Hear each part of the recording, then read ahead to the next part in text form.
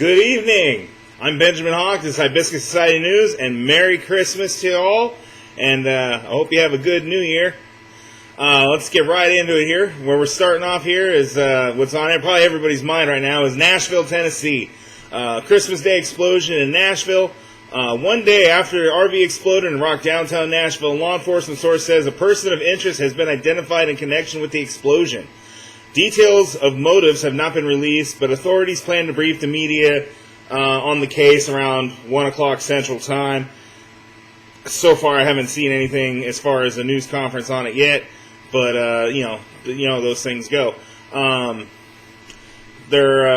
for those who don't know what happened, basically somebody parked a RV sometime around on Thursday, the day before Christmas, and then around 5:45 in the morning. Police got a call for shots fired. They show up. They see this RV. It's got a PA playing, "There's a bomb in this vehicle. Evacuate now. There's a bomb in this vehicle. Evacuate now."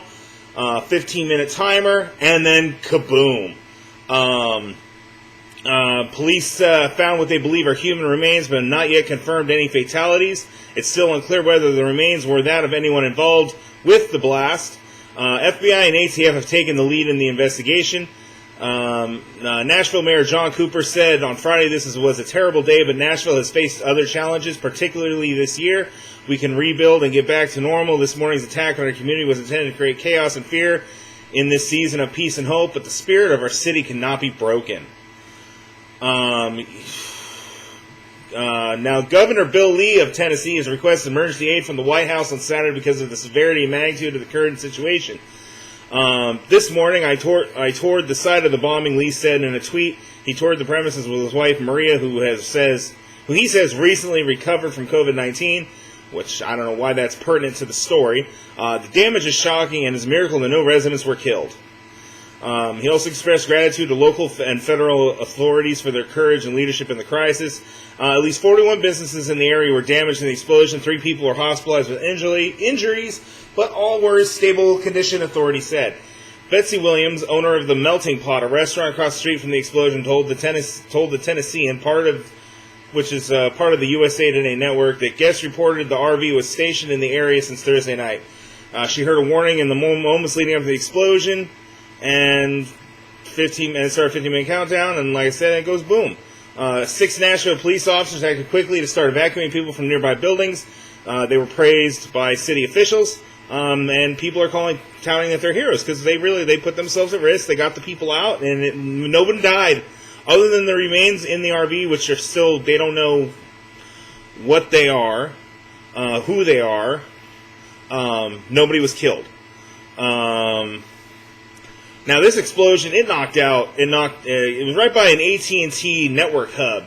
It knocked out 911 services for Nashville and other cities south of Nashville. It also interrupted cell phone service in the area in multiple states. But nobody's come forward and said, hey, we did it. Nobody's, as far as we know, this is just a isolated incident. I'm not even going to try to speculate or anything along those lines, but it does make me wonder. It's like, okay, what is this distracting us from? What's going on? What else happened that day that isn't being covered by the media? Because it's so random, and it was such a controlled explosion that it you fill an RV full of gasoline drums and go boom, and you knock out. Now, it didn't knock out. It knocked out like the backup power generators for that network hub at AT&T. Some say it's an NSA black site. I mean, the theories are all over the place on this, and I'm not going to side with one. Just that, well, so far it's only been one attack, so we'll see what happens. But they're also not naming the person of interest who's connected to the RV. Probably just the registered owner, and they probably just want to question and be like, "Yo, what happened to your perfectly good RV?" So, now here we go with the stimulus. Now, before the holiday, the Senate and the Senate and Congress said, "Hey, we have a stimulus package. We're going to give everybody $600 plus a bunch of other shit." Trump has been very, very public about how he disagrees with the amount of the checks. He believes the American people deserve more, which we do. This is our tax money that they stole from us, and they're only going to give us back $600, but then they're going to send hundreds of billions of dollars to foreign countries that, well, I'm going to be the asshole and say this, they can take care of themselves. Why are we sending our money to go help them? When they're not sending us money to help us, so fuck them. That's why is my motto on this. But millions of Americans are about to see their jobless benefits expire on Saturday as U.S. President Donald Trump has so far refused to sign into law the $2.3 trillion pandemic aid and spending package. It is not just an aid and pandemic spending package. It's also got bills and laws, and it's got a whole bunch of other crap bootstrapped to it. I mean, and then nobody had time to read. It was 55. They gave them 8 hours to read 5,500 pages of legislative crap. Have you ever tried to read legislation? Oh my God, dude! I'd rather fuck myself with a sandpaper condom. Like, it is fucking ridiculous. Stick a pineapple up my ass, because it hurts. It's painful to read. It's not easy. It's all law jargon. But they gave them 8 hours to read 5,500 pages, and then they have to vote on it. And of course, they vote on it because they don't want to be the asshole that says, "Nah, fuck it" to the American people. But you're not saying fuck it to the American people. You're saying fuck it to bloated spending that does nothing to help Americans, does nothing to benefit us, other than a measly $600 a person and child, and $400 a week on our unemployment benefits if we're unemployed. Which, after the shutdown, I mean, I've looked at the job market. It's actually not that, depending on where you're at, it's really not that fucking bad. You just gotta be willing to do some shit. But no, we want to pay people to sit on their asses, which is fine. But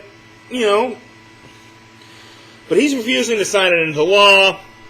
He says, insisting that it did not do enough to help everyday people. Trump stunned Republicans and Democrats alike when he said this week he was unhappy with the massive bill which provides $892 billion in badly needed corona relief, including extending special unemployment benefits expiring on the 26th. They expire today. The $1.4 trillion for normal government and a $1.4 trillion for normal government spending. It was because they didn't come up with a budget, so they had to come up with a little bit of money for the government to run on before they can approve a bigger budget, which they're going to do most likely after the inauguration's done with Biden. But after months of wrangling, they come up with this stupid fucking measly $600 for the peasants, and that's. Yeah. So, and the Democrats, of course, supported when Trump said, "Hey, I want to give him $2,000." Democrats were like, "Fuck yeah, we're behind this." Of course, then the GOP guys are like, "No," and stopped it. So that conversation is done. Now here's a weird twist here. GOP lawmakers are pushing Trump to pardon Edward Snowden. Now, I don't know if you guys remember, he was the NSA analyst that came forward and said, "Hey, they're fucking violating your constitutional rights. They're invading your privacy. They're reading your emails, listening to your phone calls, reading your text messages." And he fucking blew the whistle on the shit. And then he became they said he was a traitor, and he had to flee. He fled the country and has been living in I believe Russia for the last few years. But Republicans in Congress are pushing President Trump to grant clemency to whistleblower Edward Snowden amidst a blitz of pardons during his final weeks in the White House, according to a new report. Senator Rand Paul from Kentucky and Representative Matt Gaetz from Florida, as well as recently pardoned Trump associate Roger Stone, have all asked the president in recent days to drop criminal charges against former National Security Agency contractor Edward Snowden. The president's allies reportedly see Trump as increasingly amenable to the controversial idea and have pitched Snowden as someone who was unfairly persecuted after exposing the NSA massive domestic surveillance program. Paul told this publication Politico, where I'm getting the article from, that has been living in exile in Russia. Also exposed James Clapper, the former director of national intelligence, for lying to Congress about warrantless spying on U.S. citizens. He revealed that James Clapper, the highest-ranking, most powerful spy in the world, was spying on Americans and lied to us about it. So what Snowden did was a service to the American people, and he ought to be pardoned. And that was a comment given by Rand Paul. He absolutely should be pardoned. I mean, he's under protection of whistleblower laws. He blew the whistle on criminal activities. But I guess, it's a law for we, not for thee type attitude. But it's fucking bullshit. He should be pardoned. Julian Assange should not be being charged for what he did. They were whistleblowers. They leaked information of criminal acts by our own government. And for that, they're being persecuted. And it's wrong. And as the American people, we should all be calling Trump's office and going, hey, pardon these guys. They did nothing wrong.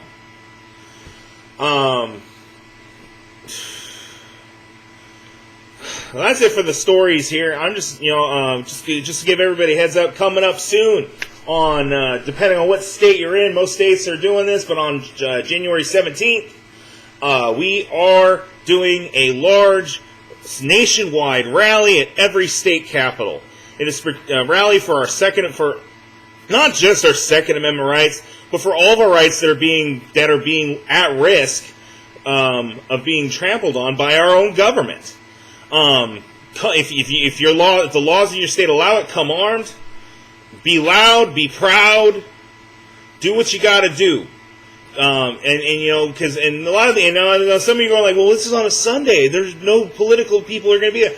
The rally's not for us to voice to our politicians. It's to voice to the other American people who aren't aware and aren't awake that our rights are being infringed. That, like, for right now, yeah, they're not coming after you, but eventually they will.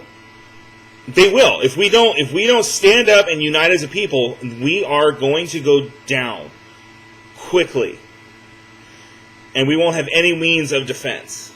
That'll just be it. They will, I mean, it's